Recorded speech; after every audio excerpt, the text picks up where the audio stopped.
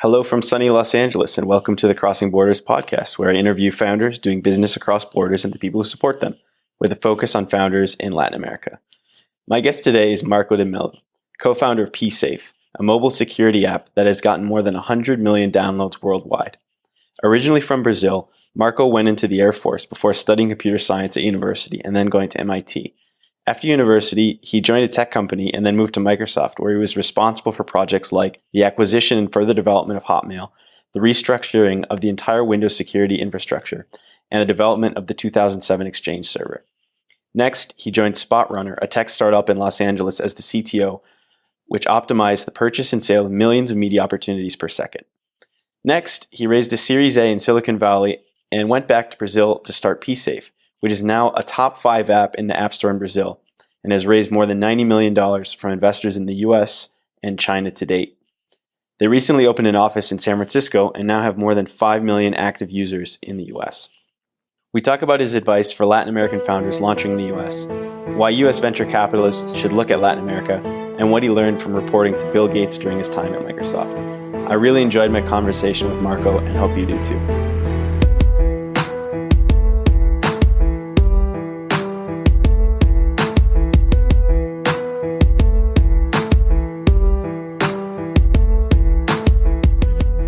Hello, Marco, and welcome to the podcast. Hi there, how are you? Doing well. How about you? Good, thank you. So where are you in the world today? I'm currently in San Francisco, California. Sunny California. Very nice. And so what are you doing in San Francisco? I'm excited to be here because this is our new headquarters for Psafe Technology. We've recently moved the headquarters from Brazil to San Francisco, and I moved with the headquarters. So now I'm based here, where we're building a very strong staff to really focus our growth in the U.S. and sort of our dominance in this market, which is what we're aiming to do, since we already have a very strong and dominant position in consumer security and privacy in Brazil, Psafe being the leading company offering Android security and privacy solutions for mobile users in LATAM. Now we've been operating in the U.S. here on a very fast growth curve. And as of about last October, we've built this office and started really growing it. And now we have the entire third floor here in the financial district on Belden Place. And we're very excited to be running the headquarters from here now. That's awesome. And so you said you had a pretty dominant position in Brazil. Can you give me some numbers or some idea of what it looks like in Brazil for you guys? For sure. Yeah, we started Psafe a little over 6 years ago in Rio de Janeiro in Brazil. We expanded to 2 additional offices, one in São Paulo, the other one in Florianópolis in the south of Brazil. And over the course of this Android growth in LATAM, especially in Brazil, we sort of rode the wave of Android explosion and very fast growth in Brazil to over 100 million downloads of our application over the past, call it 4.5 years, when we really started to grow Android. And as of now, we have over 5 million monthly active users in the U.S. alone, and a total of almost 25 million monthly active users with over 100 million downloads of our app. Wow, so 100 million downloads of the app in Brazil, that's got to be more than half of the population who have a phone, more or less, right? Well, it's all of LATAM, really. Okay. Brazil, it's about today almost 40% market share, which is huge. No, that's huge. And so you said you started in Rio. Are you from Rio originally? I am. I was born and raised, and then after a stint in the military in the Air Force, I went to computer science school in PUC-Rio in Brazil, graduated, moved to Boston, and then after 4 years in Boston, had a course at MIT, did some work for a UK-based high-tech consultancy firm, and ended up at Microsoft, where I spent 10 years in Redmond, doing a lot of different things, including the Hotmail acquisition and later scaling. I took over Windows security, went security from Microsoft for almost 5 years. And that's where I really started to dig in very deeply in security, and I guess I never left.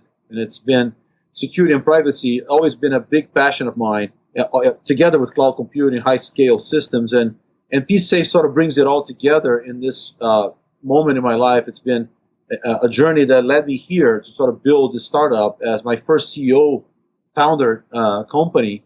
And it's been tremendous to go through this process and be able to apply all the things that I've learned, sort of the good, the bad, and the ugly, and do that in Brazil with a very friendly, receptive user base in Latam, in Brazil particularly, as we grew and scaled the company and made all the typical mistakes that first-time CEOs make or startups make. But growing this company in Brazil meant that not only we were doing it together with the Android user base that was growing with us, but we had a very, very receptive user base that was a lot more forgiving of early days mistakes than in the US they would have been. So that's an important point. So why do you think that it was an advantage to be able to test things in Brazil first? Yeah, because they're not as sophisticated or as picky or demanding. I guess they're not as advanced users, and they're learning how to use Android phones and just mobile connectivity in general. Back then, they were learning with the growth of Android and this thing called social media and socially connected mobile devices, smart devices, and all this technology came to flourish during a time that my company was also growing. And so it gives an opportunity to reach out to those users, those early users, and really talk to them almost one-on-one. We were able to have dialogues with users, hear them out, ask them what they liked, what they really disliked on the product, what we were doing right and wrong. We kept this dialogue channel open on our Facebook fan page and on our online support that we do for free, including everything we offer is free. You don't charge users a dime. All our revenue comes from advertisement. And so it allows us to really, build up the company and develop technology and innovate in a space that, if you think about it, it's not sexy at all. Security and privacy are not sexy, but they are very important. And it gave us an opportunity to hear these users firsthand and, in a way, get this feedback unfiltered, unfeathered, unbiased, and make a much better company, a much better product, which led us to this place today. We're able to be in the U.S., to be competitive in the U.S., and to be winning here in the U.S. right now against many well-established players and technology companies in the security and privacy space because of all this learnings and all this lessons and all the help we had from users in Brazil and the rest of Latam. So one of the things that we saw with one of our portfolio companies back 2014-ish was that it flipped really fast from being desktop-based to mobile-based in Chile, much faster than it did in the US. Is that similar to what you saw in Brazil? And do you think that was an advantage? For sure. It was very fast, and it was an advantage. In Brazil, circa 2014, call it 3 years ago, you had in less than 18 months, you had this phenomenon where users were no longer buying PCs. They were going straight to a mobile device, and they were experiencing the internet for the first time through a smartphone. And this became the norm. It's no longer the exception. So, PC sales have reduced and dropped and slowed down tremendously, mostly for businesses now. And people at home, they can or cannot have a PC, but most people are now computing via their phones or tablets. Yeah, that to me is one of the more interesting parts about getting started in Latin America is that there's some industries where Latin America is ahead of the US still, and the changes are faster. And so taking unique ideas that work for Latin America, you can actually be ahead of the curve in the US, which is sort of counterintuitive to a lot of people that are in the States. Right, very true. In fintech, that's a great example, right? In fintech, Latam is way ahead of the US in many ways. And I consider security and privacy another example. We've been able to innovate and bring tremendous technology to bear, including AI services now into our technology portfolio very, very quickly with a user base that was very receptive and acceptive of our tests, our new features, our innovation. They're very early adopters in Latam. Typically, they like to test and adopt new technology. It's counterintuitive. People would think that they're very old-fashioned and established and want to listen to vinyl records. That's not true. Latin users and Latin people in general, they're very avid consumers of technology and very avid early adopters. And if you have something you want to test and try as an entrepreneur, you're going to be very successful in doing so in Latin markets. And then, once mature, bringing that into the U.S. I think that path we followed is in many ways a tremendous aspect of our success. No, that's really interesting. I think it's spot on. So I just want to jump back to your background a little bit, and then we'll jump back into the company. So you said you're from Rio, and then you went into the military. How did you decide to do the military? Well, in Brazil, it's compulsory, mandatory service, and because I'm the fourth child of four, I'm the youngest of four. And every one of my brothers and my sister, my sister's not mandatory, for my two brothers before me, they were able to get out, and I was left holding the bag because I had no more excuses to use. So I had to serve. And so of all the services, I originally, always had the passion for planes, and I wanted to learn to fly, and so I joined the Air Force for that reason. And it was a very, interesting experience, to say the least. I think I learned a lot, and it's made me, I think, in many ways, more resilient person, and prepared for a lot of the challenges that came much later in life, I think. So I'm thankful for that experience, even though it wasn't easy. It was very difficult. Besides resiliency, what lessons did you learn that you think you still use in your business career? For sure that words matter, commitments matter. If you stand for something, then you have to stick with it, and your values, represent you more than anything else. And if you have those values, and you always live by those values, and you can, show people that you commit to these things in a very fundamental way, people tend to look at you differently, and then tend to build earn their trust and build respect with people that work with you or work for you. And in my career, that has always been the case.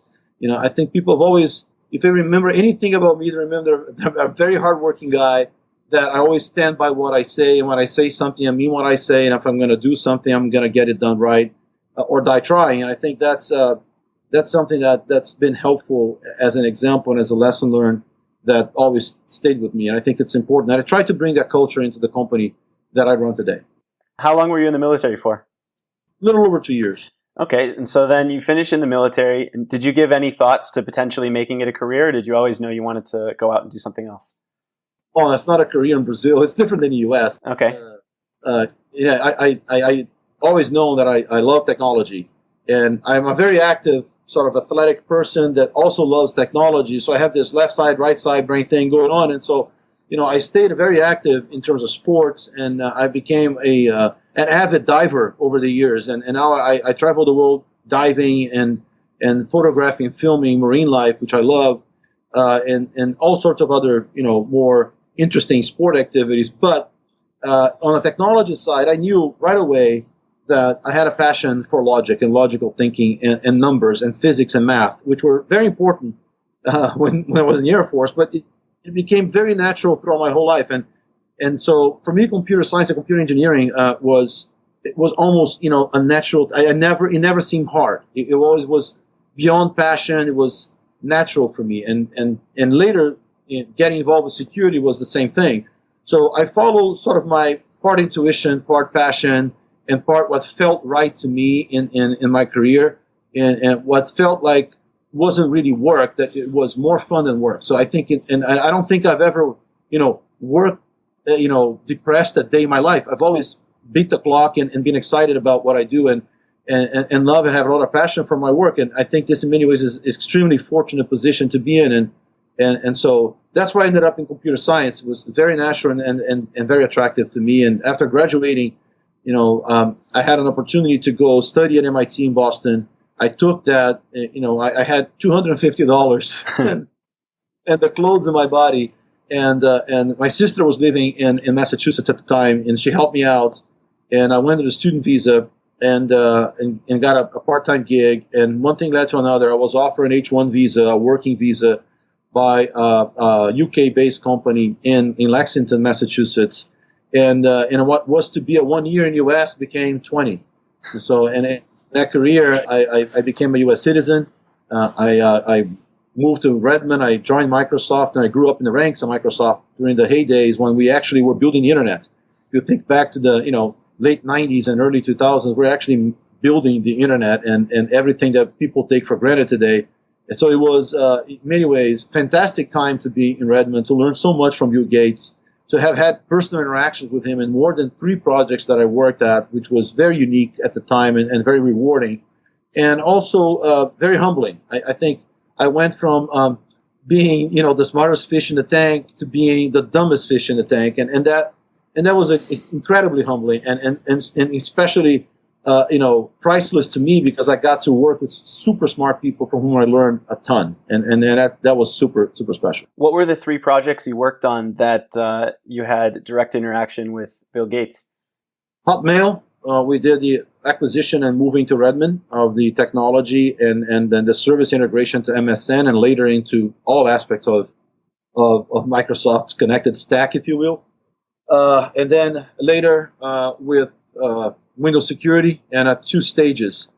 First, the entire revamping of the cryptography stack, of the cryptographic stack in Windows, everything that deals with cryptography and with signatures. Then with Windows XP SP3, which was the 3rd service pack of Windows XP, and most people think of it as a service pack, but us, the people who worked on it, know it was a complete new version of Windows. We rewrote and reshipped Windows, changed from bottom to top in a service pack, which was SP3. And the reason for that release, that almost 4-year release of one operating system service pack, which was a completely new Windows, was all security. It was really the reason why SP3 existed, was to change all the security structure and apparatus and authentication, authorization, everything that deals with login, with credentials, with Active Directory, the creation of Active Directory, all these things that today are taken for granted were born and created as part of SP3. And for me, it was a tremendous experience to be one of the sort of the key leaders rewriting an entire version of Windows with 8,000 programmers working on it. Wow, that's a lot of people. And yes. So what did you learn going from being sort of the smartest fish in the tank to being, as you put it, one of the less smart ones? Yes. I've learned to, always ask the questions you think are stupid questions, because there are no such things as stupid questions. There are stupid assumptions. If you assume something that you think is right, you are going to inevitably be making a mistake. And it's always better to ask, to get clarity. And also, I've learned to document things. You have to, if like, there's a saying in NASA that says, if you don't write it down, it never happened. And that's absolutely true. At Microsoft, that is almost gospel. If you don't write it down, it never happened, because there's so much going on and so many smart people coming up with suggestions, ideas, and decisions all in real time, that if you don't document everything and don't circulate things and get people to agree to a consensus in a direction, it gets incredibly difficult to nearly impossible to manage large-scale projects. It's very different when you're building something with 5 people in a room versus when you're running 8,000 people, right, on a massive ship and trying to fix things from the bottom to the top. And so it's a very different problem, and it's a very different scale. But in many ways, that does apply. Even when you start a company, write things down, document things, every thought, every decision, every doubt, every insecurity, every concern, conversation with investors, feedback, especially feedback from people friends, family, potential investors. Write it down. Then you can read it again later. You can revisit it. You can share it. You can discuss it. Documenting things is one of the least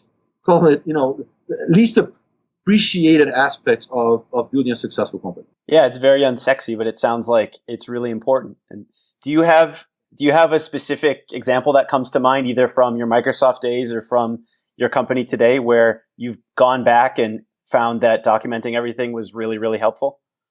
Oh, I don't think I could even come up with one, because there's so many. I mean, it goes all the way from the first pitch deck that when we created Psafe, back 6.5 years ago, and I go back there sometimes and I read it, and I see how many incredibly insightful ideas were in there, and how many naive assumptions were in there, and it's good to reread some of that stuff from time to time. You obviously don't have time to keep revisiting the past, but sometimes you go back and look at a key decision points, and sometimes when you make a mistake, you also go back and revisit what was the genesis of that mistake, right? At which point was the decision made that cascaded in that set of really unfortunate events that led to a crisis or a situation that you might have otherwise have prevented. And when you go back and you look, inevitably you find that there is misinformation or confusion or lack of clarity, or someone who is obviously the person that might have dropped the ball was just misinformed. And so keeping information flow rich, strong, and clear inside your company at every stage as you grow the company is a fundamental aspect of building a successful startup. Information has to be transparent, has to be clear, has to be accessible.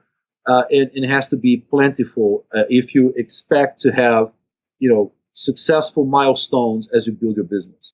No, that's really good advice. And so, were you always interested in security and cryptography, or did that come up when you joined the Microsoft team? I grew into it. I was interested in security, and in a sense of how to protect people in general from their own mistakes and from their own naivete or lack of understanding of how technology works. And this isn't as I play today. You think people would know by now that mobile devices, for example, are a much greater threat to their security than desktop or laptops.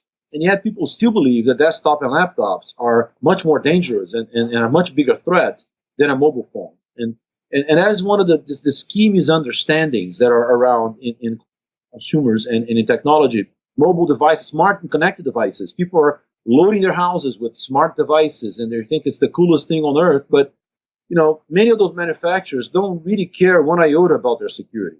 They're there to make a profit, and they're loving the fact that they're gobbling up these smart devices with no second thought to security or privacy. And so, people are a lot of times just misinformed about the risks and threats that are out there. And so I grew into this from an observation point of view by just noticing this over the years, and from feeling also that as much as I knew about technology, I was just as liable to fall prey to these traps and these risks. And so I became very interested. I joined a group of white hats and started learning from those people and made huge connections that I nourish to this day. I go to DEF CON and Black Hat almost every year. I maintain and I do speaking engagements, and I maintain relationships with, in many cases, government entities and agencies to keep abreast and have a two-way dialogue of what we see, right, in the private sector, in the world at large, the threats we see, the attacks we see, and what they see as more federal agencies and whatnot. And so I grew into it and became a big passion of mine. And so at Microsoft, and had opportunity to work with both the private and the public sectors there because of the massive deployment base of Windows. And that was where this whole world opened up to me, and it's just become more and more interesting and complex over the years. And so, what are the top few misconceptions that most people have about security on either mobile devices or desktop? And what are your top couple of pieces of advice if you only had 2 minutes to explain to someone, do this, this, and this, or don't do that, that, and that? What would you recommend? So some of the key misconceptions. One is that security doesn't matter. It's somebody else's problem. Or it's either the government problem or the state problem, or it's my significant other's problem. I don't care. It's somebody else's problem. It's never their problem. And your digital security, is your problem. And if you worry about your physical security, you should worry just as much about your digital security. And that is a key misconception. People tend to think that their physical security is far more important than their digital security. In many ways, perhaps it is. But, aside from life-threatening situations, your physical security will do you much more everlasting damage in many ways. And people who fell prey to deep identity theft and identity hijacking situations and financial ruin will attest to that. And the cases are in the hundreds of thousands, not in the tens of thousands or few thousands. It's much broader than people know. And so a key misconception is that. Another one is that mobile devices are safer than PCs. Mobile devices are not safer than PCs. It's a very bad misconception. And so do not believe the marketing hype that's out there. Mobile devices are vulnerable. If it's digital, it's hackable, period. I don't care what you call yourself. If it's digital, it's hackable. And you've seen all these major leaks in the news. I don't care if it's iPhone or Android or a TV or a massive server farm. It's digital, it's hackable, period. And so people have to accept that and understand that they have to take active, proactive steps in protecting their security.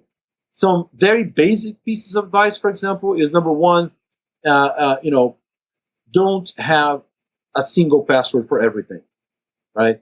In a few years, I truly believe passwords will be over and biometrics will replace passwords. And it's high time the industry gets there. And I'm an active participant in that. I'm really fighting for the end of passwords, which are just bad. But while they're here and while you need them, be careful, right? And use different passwords for different purposes, right? Number one. Number two, never click on any link that's sent to you via social media or email.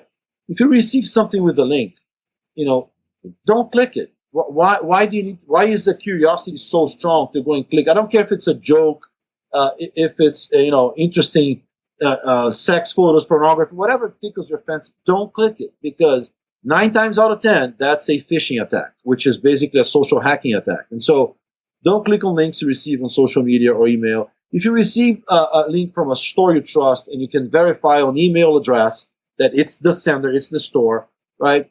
Then, okay, click the link, open the browser, check to see the URL, check to see the SSL certificate, right, the security little padlock if it's there. Check a lot of things when you're interacting with the internet, because, frankly, your security is your responsibility. It's not the e-commerce site's responsibility. It's not the federal government responsibility, for sure. It is your responsibility. So you have to care. And so, number one, care. Really care.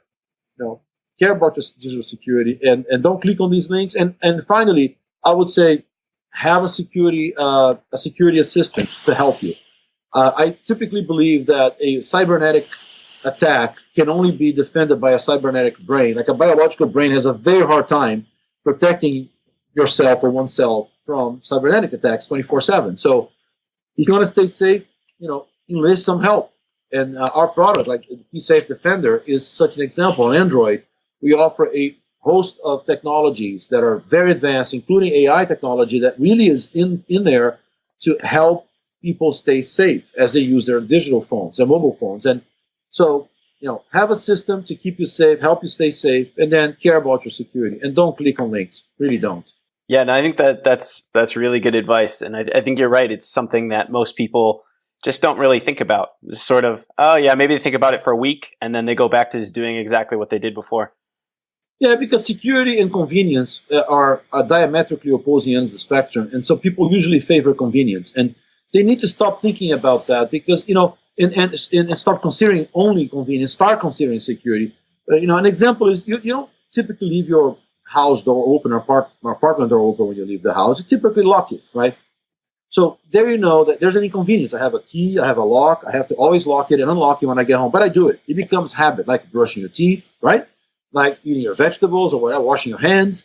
So these are habits you create. And so taking care of your digital security should be just a habit, just as we have others in the real world. And if you don't build that habit, you're exposing yourself to a lot of anguish and pain down the line that trust me, you might as well avoid. So there was a lot of anguish and pain on the Democratic side in this last election.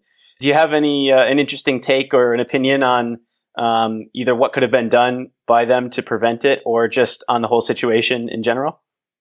Well, clearly, there were people in there that had some really poor judgment calls on how they handle their entire communication apparatus and security apparatus, digital security apparatus, right?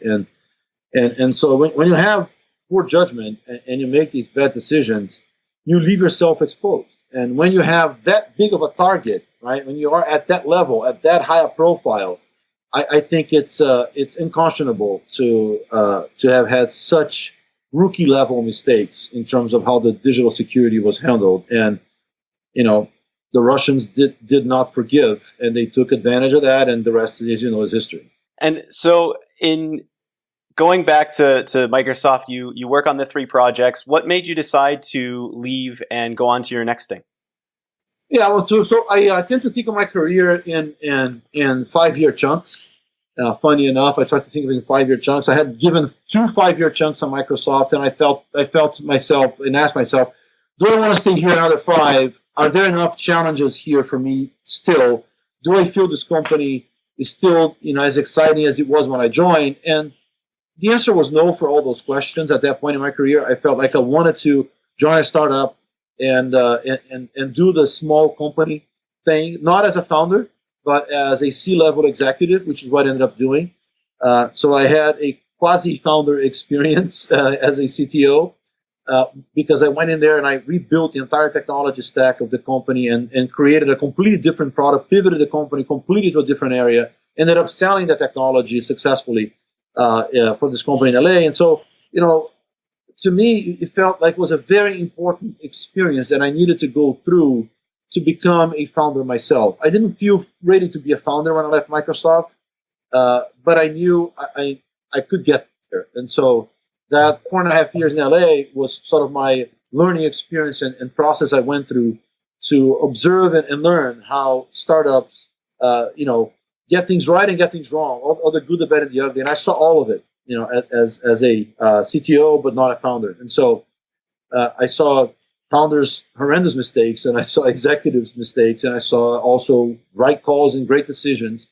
And I got a chance of learning the importance of culture with a capital C inside a technology company, how critical that is, and how having clear visibility into what the company mission really is, what the objectives really are, right? And having clear alignment behind those, how critical that is to making any of these projects successful, right? And it makes a huge difference for a team if they know, understand, and buy in to what the mission is versus they're being handed down, tasks and work items and user stories and just being told what to do. It's a night and day difference in productivity, in buy-in, in ownership, and in the end, the quality of the results. I think ownership is another one of those big words that is, often overlooked by founders, and they don't understand until it bites them in the ass how very important it is that every single person in their company, when they're building a startup, have a sense of ownership. They must have the sense of ownership. What are some of the techniques that you learned either at your current company or your previous company where you're the CTO to make sure that ownership happens? Well, number one, don't be afraid to be transparent. Let people see you completely and your company. And you're bringing people, right, onto a startup as partners. Most startups, in the case of Psafe, you give equity. The most precious thing you can give of your company to a person joining your endeavor is equity. And you do so by making them partners now of the team. And as shareholders, these people need to understand what's good, what's bad, and what's ugly. They need to see everything. Transparency. So transparency helps with ownership tremendously. Don't treat people like babies. Don't think they're going to freak out and hide under a desk if something bad happens. Tell them this happened. We just lost $100,000 on this mistake, and explain why we lost $100,000, what the mistake was, and why it happened, what we learned from this, and how we can ensure it'll never happen again. And also celebrate success. Right? Key part of ownership is recognizing contribution, is recognizing success, right? And rewarding people for their accomplishments. And all of this, is something you need to do. Also very important. The technique that I do most critically about all this is doing this 7 days a week, right? You can't, instill ownership and accountability and clarity and transparency on Mondays and Wednesdays, and then think that that's enough. No. You got to do this 7 days a week. At all times, right? You have to spend time with your team. I've interviewed probably 99% of everyone in Psafe. I won't say 100% because I don't like to make those big claims. But if not 100%, 99% of every person that ever joined Psafe interviewed with me. And I think that's important because I need them to meet me and understand what are the values of this company. For me, the founder and CEO, what are our values? Who we are? What do we stand for? Why do we think what we do matters? Why do we think it's important? Why do we think we do is a mission, right? And we're on a mission, and why we care. And engage their reaction. Do I see their eyes shine? Do they really feel pumped up and ready to join on Monday after that conversation? Or it's more like, yeah, it's a gig, it's a job. I'll see how I do here, and if I'll succeed or not. Because if it's the latter, I don't want them in my company. Seriously, right? You need to get and recruit and retain people that really, feel that connection and feel that passion for what your company is about. And that's a key part of building the culture, of building that ownership. if they don't have the passion, the spark in the eye of that ownership from the interview, which is the day you will look the prettiest to anyone you bring into your company, they sure as hell won't have that 6 months later. So it's only downhill from there. So make sure they really shine and are really really wowed by the opportunity. And if they are, then yes, bring them on. So maintaining the DNA, sort of the quality of the people in the company, I think it's the CEO's number one job. Do you have any tips either for finding out when people are being insincere in showing that sort of I want to be here versus actually for real they want to do it? I typically ask them follow-up questions, right? And say, I really want to be why. Oh, because I read why. And explain to me. Tell me something about your past or your story or where you're looking to achieve or anything that convinces me that this is the right move for you. So tell me a story that, convince me. Let's say you're trying to sell me this idea that you really want to be here. Let's say that I'm not buying it. What would you do about that? So typically I push people into really, convincing me in a way that they really are passionate about this challenge and about what they do. And I usually force them in an interview to tell me something that makes them uncomfortable. I need to get people out of their comfort zone in an interview so they can show me their weaknesses or where they're not as comfortable. Because if people don't feel good about that, I also don't want them in my company, because you can't have an avatar in front of you projecting someone you're not all the time, because that's not helpful. That's not how you build a strong, transparent culture. And at Psafe, I always make a case, and I reinforce this rule that you need to be able to give and take open, respectful feedback anytime. And if somebody comes to you and gives you constructive criticism about how you could have done something better, the first reaction you should do is really be thankful for that person trying to make you a better person, right? Instead of having the reaction of, you're trying to bring me down. If that's your natural reaction, you're not going to last in this company, for example, because, again, people need to understand that if someone is trying to make you better, and then they're doing that by giving you constructive criticism, sit down and listen. Don't get defensive, right? Listen up, hear them out, and analyze that and think that through. Maybe they're mistaken, maybe they misunderstood something, but there's always a nugget, a core of valuable feedback that you can take and grow from it. And then there's, people usually fork at that point. Either they take that and grow, or they become defensive and they stagnate and ended up being managed out. So we built this culture of an immune system that tends to find those stagnated cells and manage them out of the system, because we like people to be interested in great challenges, interested in learning, and interested in growing, because, again, security isn't sexy, and it's super hard. So you're doing something that's not sexy, and it's tremendously hard, and you have to be right all the time, and the attacker has to be right only once. So think about that equation. You have to be right at all times and need to be right only once. And so it's super hard. And if you're in this environment and you can't acknowledge the fact that you will make mistakes, and we all humans, we make mistakes and we screw up, and you need to hear that out and get better and grow, then you're not going to survive here, because this is just too hard. No, that's really good. And so let's jump into Psafe. How did you decide to get started, and how did you decide to make the jump back to Brazil after 20-something years in the US? Yeah, 20 years. I decided to start Psafe after I had I completed my journey at the company in LA, in Los Angeles, and then I connected with a couple of friends that became my co-founders, and connected through one of them with Redpoint Ventures.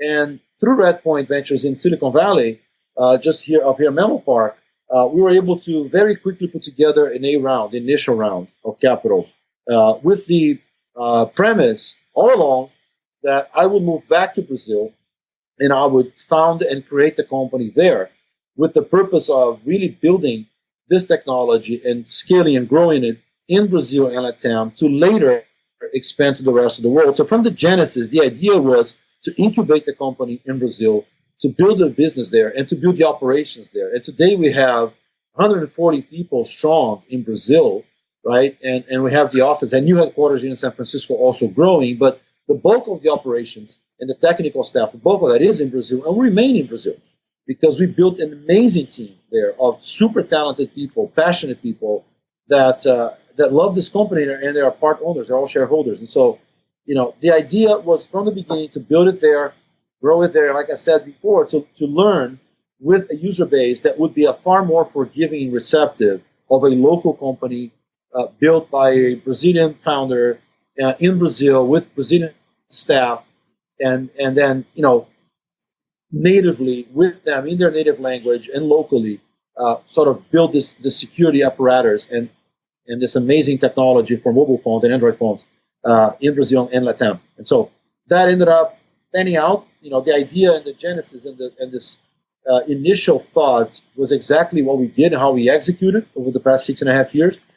Obviously things change. It's not ever a straight line, as you know, a very sinuous path when you start up, and it's a sinuous roller coaster, if you will. And so, but the true north remained the same, and the strategy with a capital S remained the same. And here we are, 6.5 years later. Top 10 in US on Google Play, 100 million downloads, 3 languages, Portuguese, Spanish, and English, and with over 5 million monthly active users in the US alone. And so for us, this is a new beginning. What's exciting about now being here in the US, in the new headquarters, and growing here in the US, is because it's almost like it's a new startup all over again. Right? It's a company that's now profitable, right? It's great milestone. A B2C security, privacy, consumer-focused company on mobile that has over 100 million downloads and is profitable. That's a very hard thing to put together in one sentence. And yeah, 6.5 years later, we are profitable here in the US. We're growing very fast. I'm super proud and excited. And it feels reinvigorating to be now, really winning in such a hard market as the US, while continuing to grow our leadership position in Brazil. I saw that you've raised about 4 rounds of capital, much from the US and then also from China. Did you raise any from Latin America? And then if so, what was it like taking money from the US and China and convincing those investors to let you go to Brazil and start building there directly?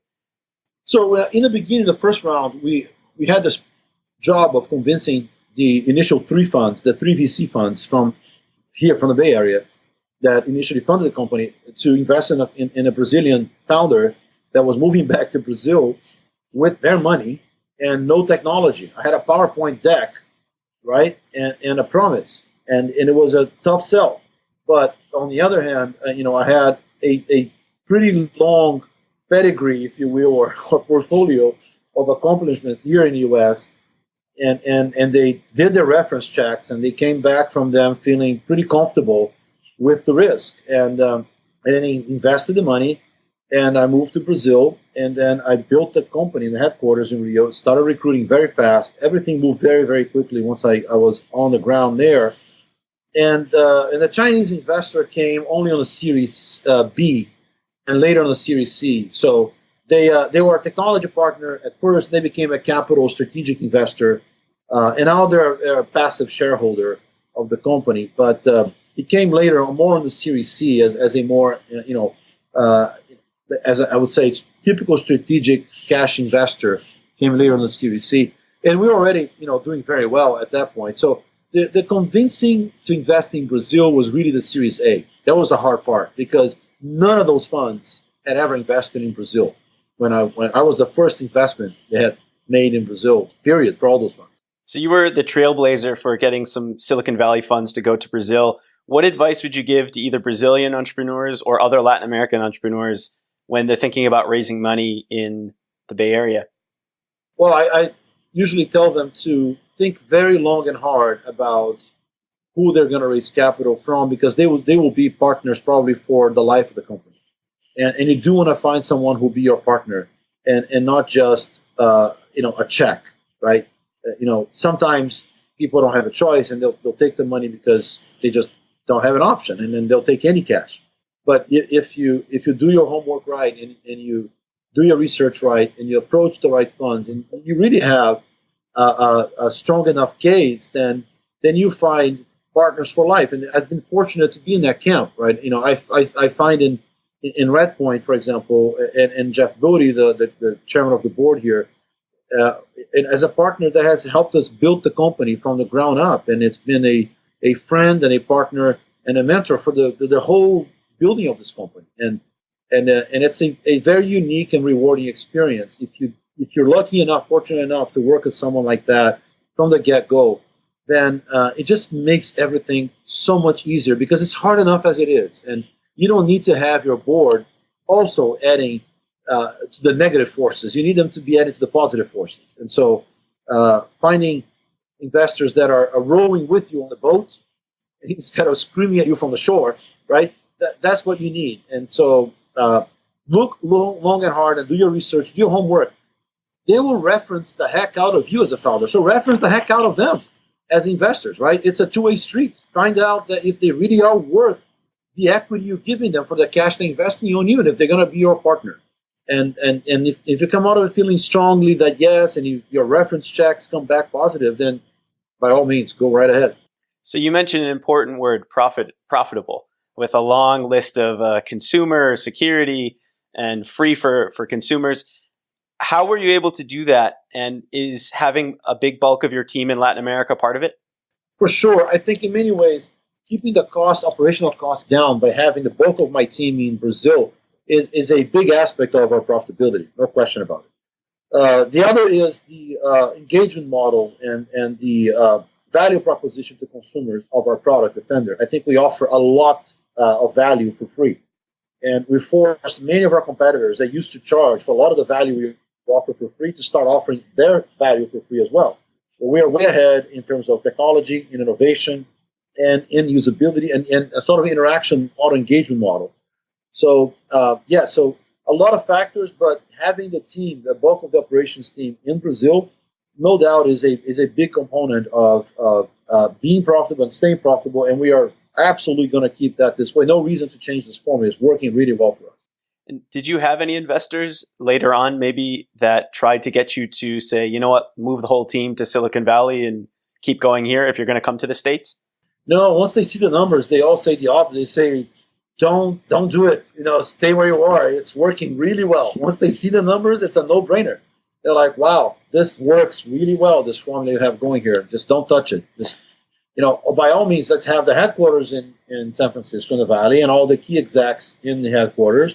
But the bulk of the operations staff, for sure, keep them where they are. Makes complete sense. So one of the misconceptions that we've gotten when we've gone out with our portfolio companies to help them raise money in the Valley in New York is there's a misconception that there's not any good talent in Latin America. Can you talk about why that's wrong? I think it's prejudice or just ignorance. LATAM has tremendous engineering talent, amazingly high-quality engineering schools. And if you spend 1 week in Rio or São Paulo, especially in São Paulo, which is really the highest concentration of tech companies in Brazil, meeting with just, even if it's a half dozen founders in their companies, that misconception is going to be vaporized in an instant. You'll see passionate, driven, smart people. You feel like in the Valley, right?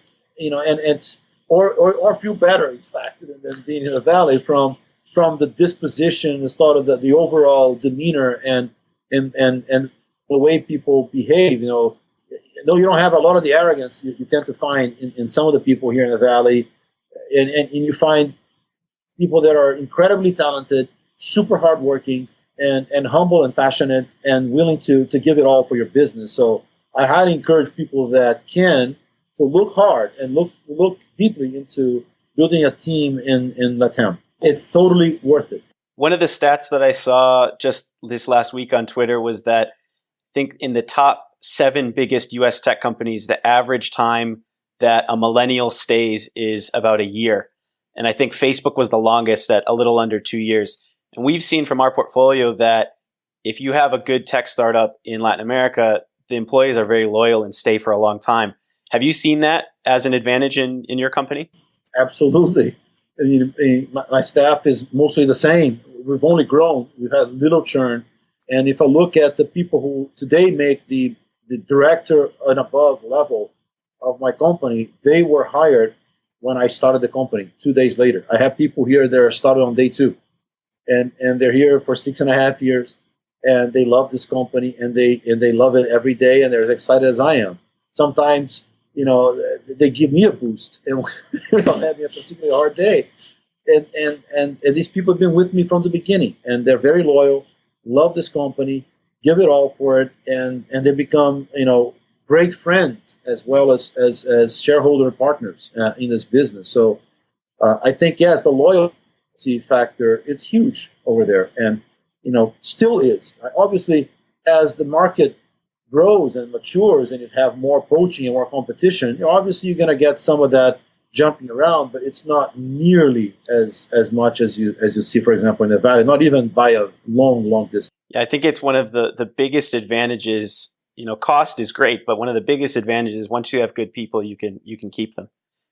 Yes, and in my case, imagine the amount of investment it's taken to train all these people in all these techniques and technologies and practices around security and privacy and business intelligence and large-scale data management. We process massive amounts of data every day. I mean, terabytes, and it's tremendous amount of data that flows through our systems. And training people to do that, just have them walk away because I have a more interesting offer across the street, that will be disastrous. And so for us, that in particular also is a great factor in addition to the cost. You're absolutely right. So I know you have to run here in a bit, but let me give you my last two quick questions and can get you back to the rest of your day. So what advice would you give to yourself if you could go back to when you were just starting your company again, knowing what you know today? What would you tell yourself? I think I would tell myself this same thing I've always thought, is don't walk away from a hard challenge. Just because it's hard, don't give it up. Stick with it. Persistence. Solving easy problems can be attractive, and you can provide a very quick prototype in a product very quickly and build something up in short time. But what's the barrier of entry for our competitors? I think I would give me the same advice. Go solve hard problems. There's a lot of people trying to solve easy problems for a quick buck. Solve the hard problems, because there's always going to be huge businesses behind people who solve hard problems. And in my industry, in security and privacy, I think you can see the numbers, right? It's a huge business growing every day. And we're very fortunate to be a part of it now, and being a scaled consumer security and privacy company in the world that's becoming more dangerous, not less so by the hour. So, yes, don't shy away from these hard problems, and for sure, focus on the people factor, the human quality factor as you build the staff, as I have, and I would give the same advice. Do it, because the rest will follow. I think cash follows people and not ideas. And what would be your advice for people when they're looking for either books, blogs, podcasts that would help them on their journey to potentially starting a company? Is there something that you really liked that you've read, whether it's fiction, nonfiction, that has helped you to get where you are today? I've read so much. It'll be an injustice to pick one or two books, because you tended to also pick the most recent, right? Yep. Because it's freshest on your mind. But I've read some amazing work by Bill Gates, for example, back then. Hard Drive. It's a book he wrote that it's an amazing piece of work. The hard thing about hard things. It's an amazing book. It's just more recent. That's why it's just coming up to mind. Obviously, stay plugged into all the community sites around technology, and obviously TechCrunch is a leading force there, and a lot of people tend to hang on there. But there's a lot of interesting community sites on different types of technologies and fields, and so search around, plug yourself into the community, and technical people are extremely communicative, and they tend to be very open, and they tend to want to help one another. It's a community that collaborates a lot more than it competes than people think. And so, proof of the pudding is open source. Why does open source exist? Because technical community believes in strength in numbers and collaborating to have more brains at the same problem, not less brains at the same problem. And so, plug yourself as wide as you can. Don't be afraid to read. Read a lot. If you don't like reading, you're not going to succeed in technology.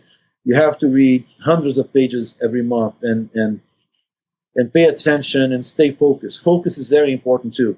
Right? If you don't learn to have focus, it's going to be hard, much harder as well. So learn to read and love reading and stay focused when you're performing a certain task. And that'll be already a huge element. So what's next for you and Psafe, and where can people find more about you and the company? So definitely you can find more about us at our site, www.psafe.com. We have an institutional site, the fan page on Facebook, the Facebook fan page for Psafe. Our next step is really continuing to grow our penetration here in the U.S. to achieve a dominant market share here as well, and really to complete this evolution towards an AI service on our security and privacy elements and assistance, if you will, to be able to be a lot more prescriptive and predictive in threat management for users, be it on public Wi-Fi or home security or geofencing, or even in sharing and collaborating with others or communicating with others, being a lot more predictive and prescriptive around the security and privacy of users in real time and about their data, and very customized to each user's circumstance, is where we're taking the company and the business. And so it's not necessarily what's next. We're already there, but I think it's really galvanizing on this and building on that and growing on this positioning and its value to users, and the users perceiving and understanding that's who we are. Awesome. Well, really enjoyed our conversation. Thanks again for taking the time. Could have 3 more hours of questions for you. Hopefully we can do another 6 months or a year down the road. We can do a round 2 and catch up with you again. Great. Thank you so much. It's been a pleasure. Yeah, this has been awesome. Thanks again. Thanks, Nathan. Thanks again for listening to this episode of Crossing Borders. If you enjoyed it and want to learn more about doing business in Brazil, check out my episode with Federico Veiga from CargoX. And remember, I'd really appreciate it if you subscribe to the podcast or recommend it to a friend. Or if you really want to, leave a rating on iTunes and Stitcher. It really helps other people find these great stories from Latin America that other people in the US and Latin America haven't heard before. Have a great rest of your day, and I hope you keep listening.